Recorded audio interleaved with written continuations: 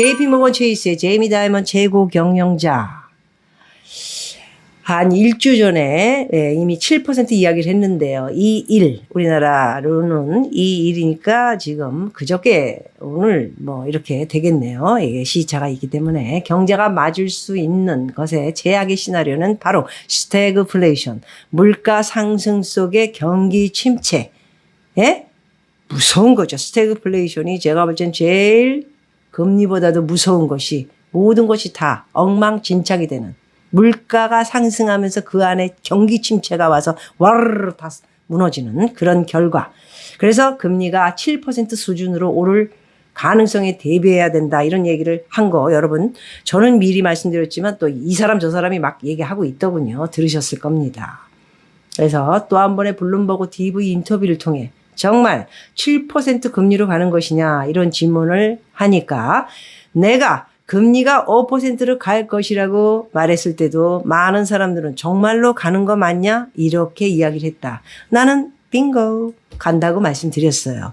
제이미 다이먼. 이 사람은 정말 신이야 신. 정말 잘 맞히는 것 같아요. 그래서 7% 금리는 가능하다라고 말했다. 가능할까요? 과연? 저는 6%까지는 여러분 들으셔서 알죠? 예측 이미 했습니다. 0.25, 5.7 올라가고 내년 물가 못 잡으면 한 번 더 6% 간다. 이런 이야기를 드렸죠. 7% 얘기는 안 했습니다. 이분은 7% 얘기를 하고 계신 거예요.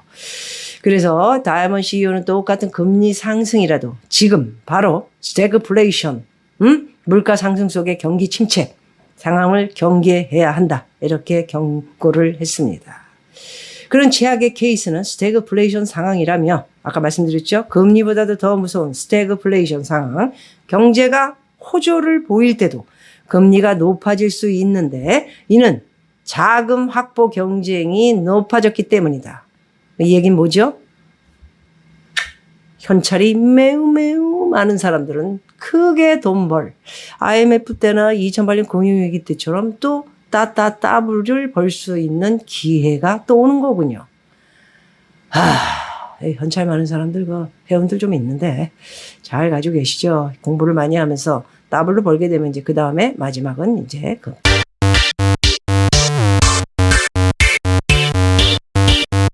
힘들다.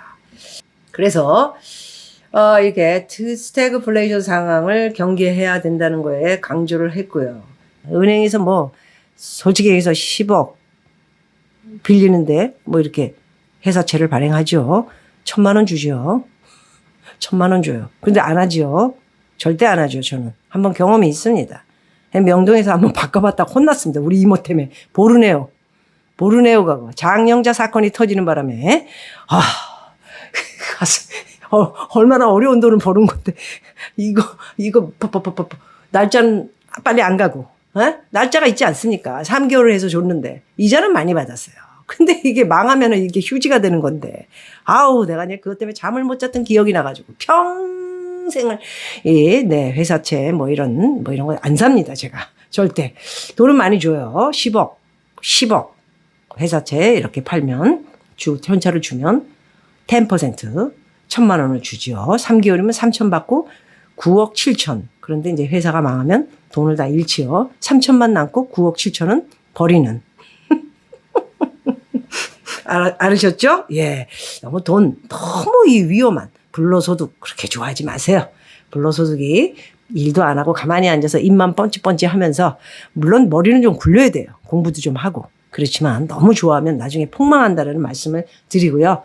정직한 회사들, 좋은 회사들 이런 때는 정직한 회사가 없어요.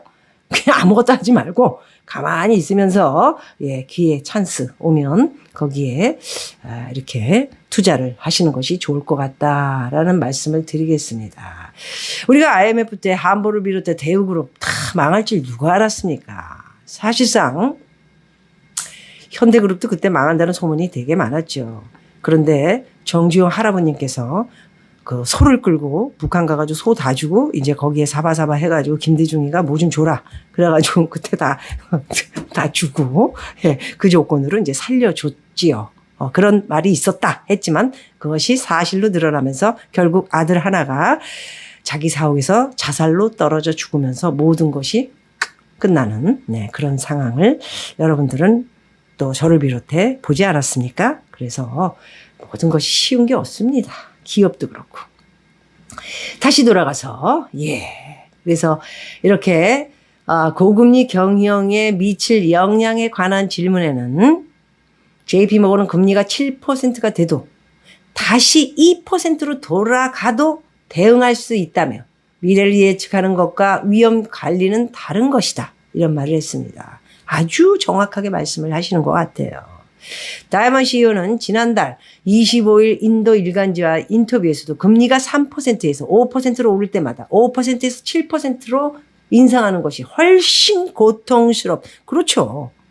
2에서 3으로 오르는 거랑 5에서 7로 오르는 거는 고통스러운 게 아니고 모든 자산들이 거품이 다 꺼지면서 이제 거지가 되고 비트코인이 뭐니 이런 건 다 거지가 되죠. 금 떨어지는 거 보세요. 금 해야지야 이러면서 이제 금 살 기회가 오고 있지 않습니까? 1,800원 되면은 살려고 그랬는데 또 1,700원. 자, 이게 투자가 이래서 쉽지가 않아요. 여러분들은 사실상 1,345원이면 전부 좀 팔아야지 그랬잖아요. 물론 저도 들고 있지만 그랬는데 상황이 이렇게 되면서 어떻게 됩니까? 이제부터는 저는 이제 책임이 없습니다. 전 세계가 금리 7%의 준비가 돼 있는지 모르겠다. 이런 다이먼의 경고장을 주시해서 우리가 기억을 해야 된다. 7% 준비. 왜 이런 얘기를 했을까요? 이 양반이? 왜 이런 얘기를 했을까요? 생각을 해야 되겠죠. 미국의 사상 처음으로 첫 하원 의장이 해임됐습니다. 잘렸습니다. 공화당 말하자면 트럼프를 지지하는 강경파의 반란에 고금리, 강달러 이런 이야기가 이제 나오면서 외국인 기관 팔자 난리가 났죠. 그런데 이게 굉장히 힘든 게 지금 달러입니다. 달러 무너지면 금리가 고공행진이 되면 킹달러, 달러는 올라가고요. 국채도 당연코 높이 올라가고 주가는 완전히 바닥으로 떨어질 돈 되는 것은 다 판다. 고금리에는 현금이 왕이다. 이제 알았니? 월가 투자 전설의 경고가 있었다. 주식시장 이번 달 10월이죠. 바닥을 찍을 것이다. 얼마까지 떨어질지 모르겠지만 집값이 경착륙 막으려다가 비투 사실상 묵인을 하면서 가계 부채 지병 키웠다. 이건 누구 얘기입니까? GTX-C 착공 소식에 출렁이는 인도권 집값이 호가를 꿈틀거리고 있다. 지금 이런 기사 쓸 때냐? 여보 우리도 강남 가자. 고가주택 10세대 중 4시 40대가 샀다. 어떻게 샀겠죠?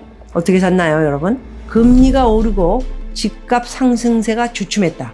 추석 이후에 부동산 시장에 먹구름이 낀다. 이런 얘기 다시 찍은 주담대 주택담보대출 금리가 연말까지 8% 갈까?